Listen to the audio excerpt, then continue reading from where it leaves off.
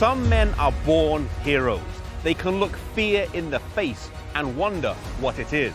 Others are not born that way, but they end their life as heroes. Thomas Cranmer was such a man. Born into a good family, a well-to-do family, here in the village of Ashlockton on the 2nd of July, 1489. Thomas Cranmer was educated from a young age, and growing up, we know that he was an expert bowman, hunter, and a great horseman.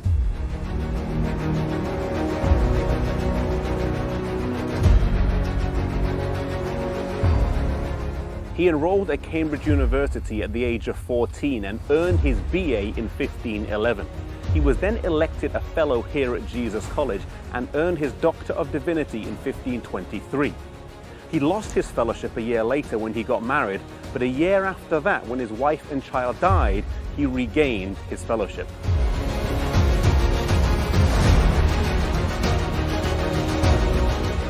His rise to Archbishop was unconventional and not sought after. The issue of the day was King Henry VIII's desire to divorce his first wife, Catherine of Aragon, and Cranmer commented to some friends at a lunch that he thought the king should obtain a consensus of opinion from the leading universities around Europe regarding whether this was permissible. Word of these comments reached the king, who liked them and thought highly of Cranmer. This set in series a motion of events that ended up with Cranmer becoming the Archbishop of Canterbury, even though he had never been a bishop before and was quite content being a university scholar.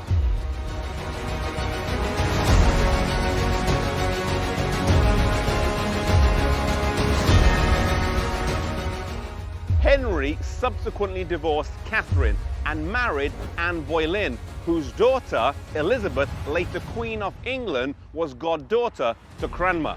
Henry's gift to England was to break the yoke of Rome and to abolish monasticism, but he himself was a faithful papist in his beliefs until the end.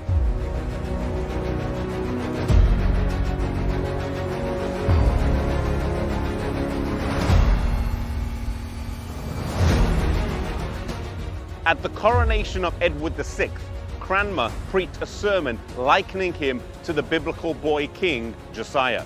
Cranmer also was instrumental in translating the Book of Common Prayer into English for the first time, rather than using the traditional Latin. In 1553, following Edward's death, Mary Tudor ascended to the throne despite an attempt by Lady Jane Grey to hold the throne, which lasted only 9 days. Mary then took Stephen Gardiner from the Tower of London and made him Lord Chancellor. She then threw Thomas Cranmer in prison for his role in Henry's divorce from her mother and for his Protestant beliefs.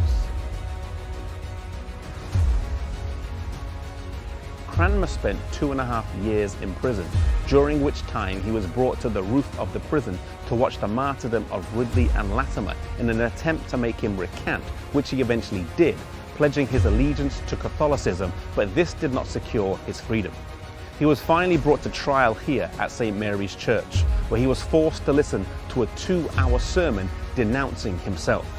When he was brought to make a public recantation, he stood on a wooden platform which rested against a pillar where a wedge was cut, which can still be seen today. He stood up, denounced the Pope as Antichrist, withdrew his former recantation, and stood by his previous teachings.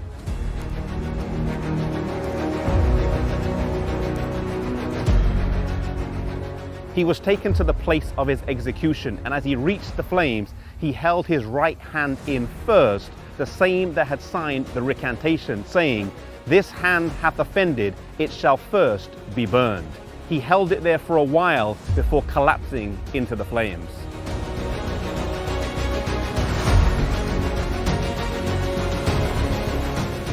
Mary went on to slaughter 250 more Protestants during her reign, and when she died, Elizabeth I took the throne.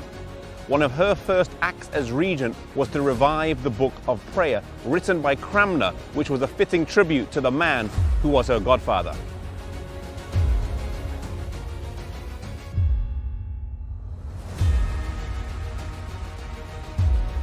Though Cranmer recanted in the face of pressure and persecution, he ended his life a hero, faithful to God at the very end. Proverbs 24 verse 16 says that a just man falls 7 times but rises again. It's not how often you fall that matters, but that you rise at the end.